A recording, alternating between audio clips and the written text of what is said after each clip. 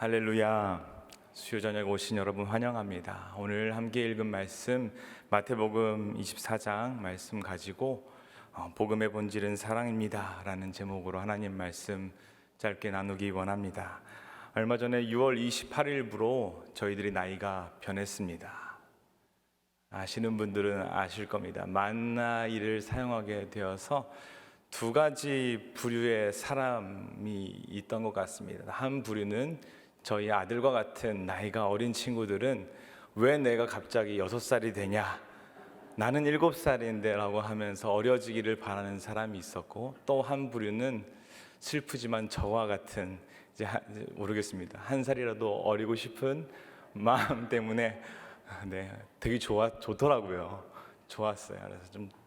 그래서 왜 이렇게 우리가 나이에 따라서 누구는 그러기도 하고, 왜 제가 좋았을까? 왜 한 살이 줄어든 게 좋았을까? 곰곰이 생각해 볼 때 우리의 삶의 끝이 있다는 것을 본능적으로 알기 때문에 그 끝을 조금이라도 앞당겼으면, 미뤘으면 좋겠다라는 생각 때문에 제 나이가 앞당겨진 것이 그렇게 좋았던 것 같습니다. 모든 사람은 다 끝에 대한 궁금증을 가지고 있습니다. 특별히 우리가 믿는 기독교는 끝에 대해서 많이 강조를 합니다. 그래서 종말론적 신앙이 강조되면 강조될수록 어떤 종교보다 이단이 많은 것도 사실입니다. 그래서 이 끝에 대한 이야기는 조심스러워야 하고 성경에 근거해야만 합니다.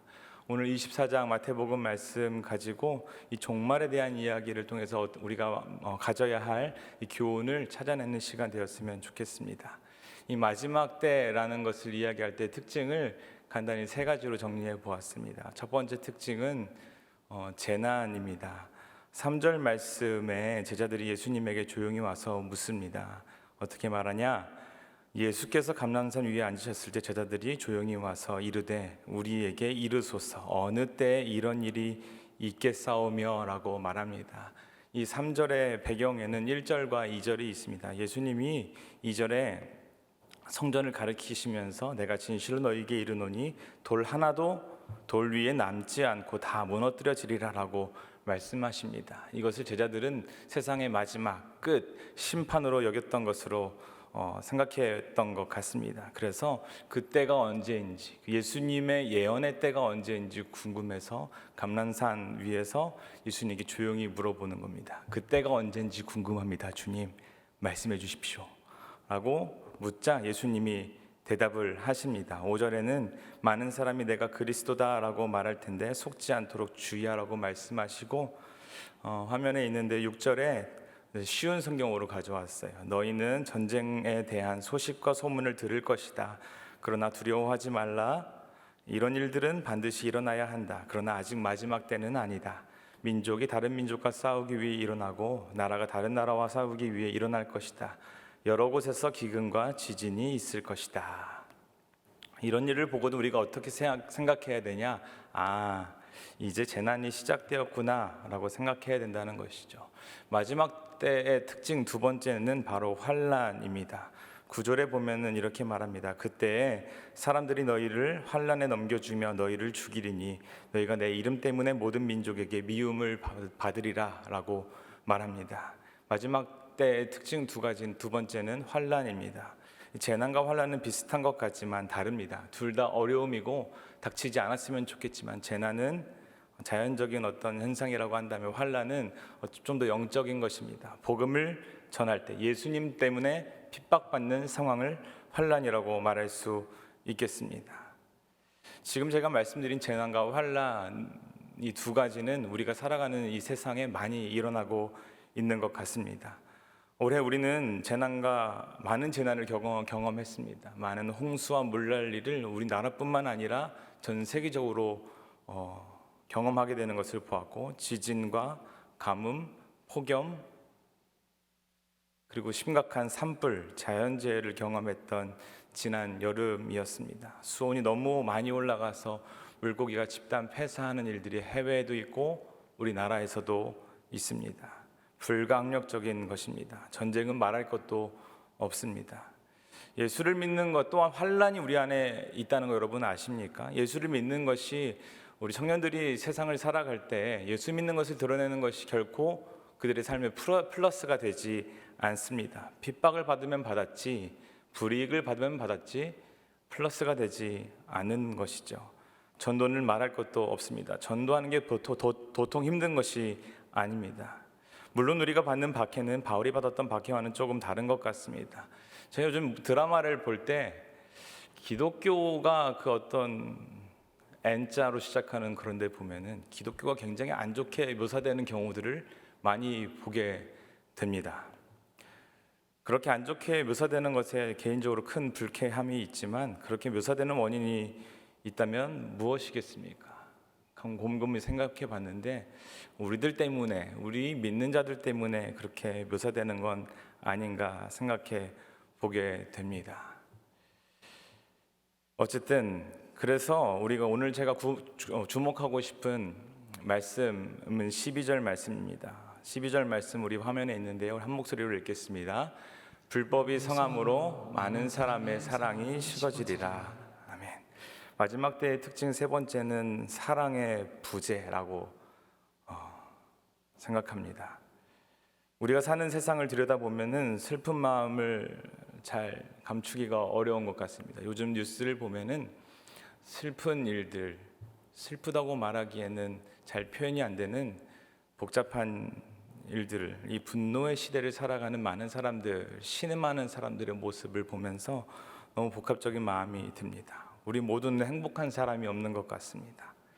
모두가 상대적 박탈감을 가지고 스스로 불행하다고 느끼며 살아가고 있습니다. 묻지마 살인, 현실을 도피하고 싶은지 마약을 합니다.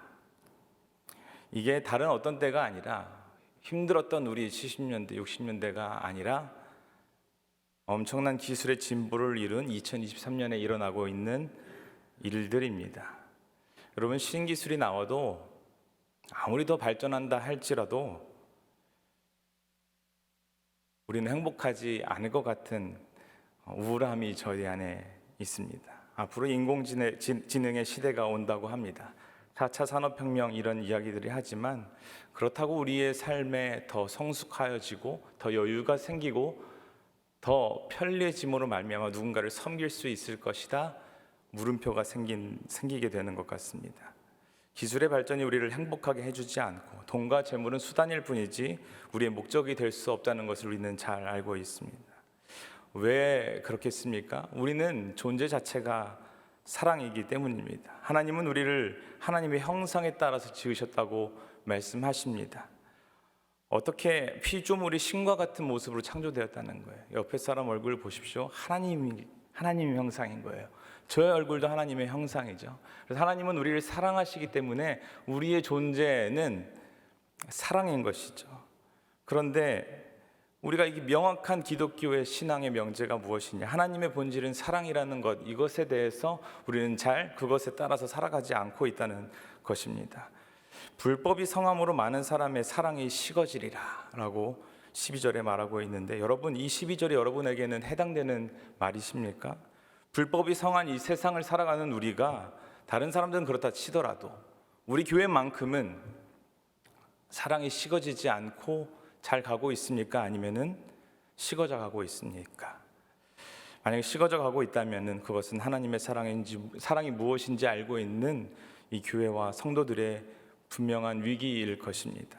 왜 사랑이 식어지겠습니까? 사실 조금만 생각해 보면 당연하다고 생각되어집니다. 여러 가지 혼란스러운 세상 속에서 개인의 삶의 재난과 환란이 증가된다면은 당연히 어딘가에 문제가 생깁니다. 문제가 생기면은 그 사람의 각 삶에는 그것이 문제들이 짐으로 지어지게 되는 것이죠. 결국에는 그것이 모든 사람의 부담이 되는 것입니다. 우리가 살아가는 세상이 너무나 각박하지 않습니까? 모든 사람의 어깨에 많은 짐들이 지어져 있습니다. 경제에 대한 짐들이 있죠. 부담이 있죠. 미래의 불확실함에 대한 짐도 있을 것이고, 성공에 대한 강박도 있을 것이고, 관계의 깨어짐, 관계의 문제에 대한 여러분 짐도 있을 것입니다. 외로움에 대한 짐도 있겠죠. 모두에게 해결해야 될 짐이 참 많습니다. 우리가 이 자리에 와서 기도하는 이유도 하나님 어떻게든 이 짐을 해결해 주십시오 라는 마음으로 이 자리에 온 줄 믿습니다. 우리는 지난 3개월 동안 사도행전 묵상을 했는데 바울은 이런 엄청난 환난과 핍박 속에서도 복음의 빚진 자로서 모든 짐을 기꺼이 졌던 사람입니다. 자신을 향한 하나님의 사랑의 의미를 바울은 알았기 때문에 죄인 중에 괴수인 나를 구원하시고 이방의 빛으로 부르신 주님의 사랑을 알았기 때문에 그 하나님의 복음을 전하는 일에 모든 모욕과 고통을 이기고도 남을 만한 그런 복음의 열정이 있었던 사람입니다. 여러분, 지난 여름에 우리 신천교회는 하나님 안에서 많은 사역들을 감당했습니다. 하나님의 은혜로 사고 없이 은혜 가운데 맞춰진 것에 대해서 하나님께 감사의 말씀을 영광을 올려드리면서 또한 이 일의 모든 일에 참여했던 분들을 이 시간 좀 생각해 봤으면 좋겠습니다. 성경학교 교사로 다음 세대를 섬기는 일에 헌신하신 분들 계십니다.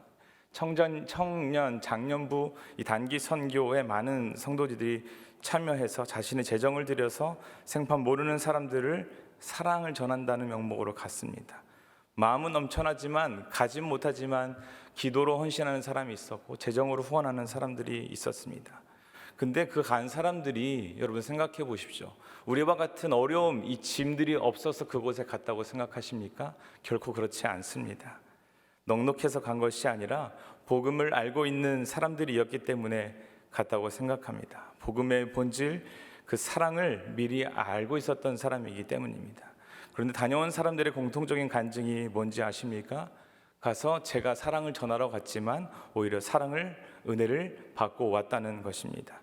짐이 있음에도 불구하고 기꺼이 다른 사람의 짐을 지러 갔을 때 예상치 않았던 나의 짐이 가벼워지는 것을 발견하게 되는 것이죠. 섬기러 갔으나 우리의 마음은 더욱더 풍성해지게 되는 것이고 우리를 향하신 하나님의 창조의 목적이 분명히 깨달아지는 것을 우리는 경험하게 됩니다.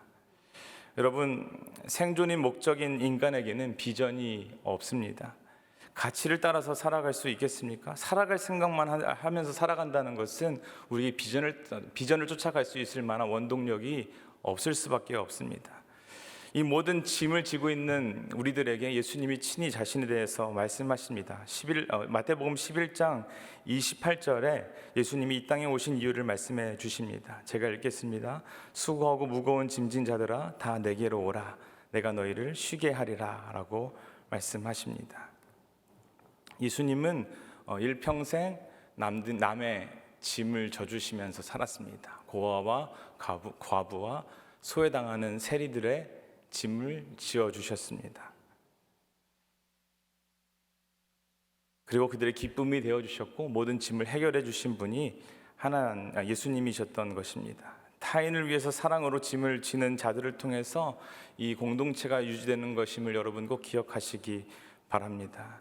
여러분, 곧 9월이 시작됩니다. 날씨도 선선해지게 될 것이고 교회에서는 후반기가 본격적으로 시작되게 됩니다. 제가 조심스럽게 여러분을 초대하고 싶습니다.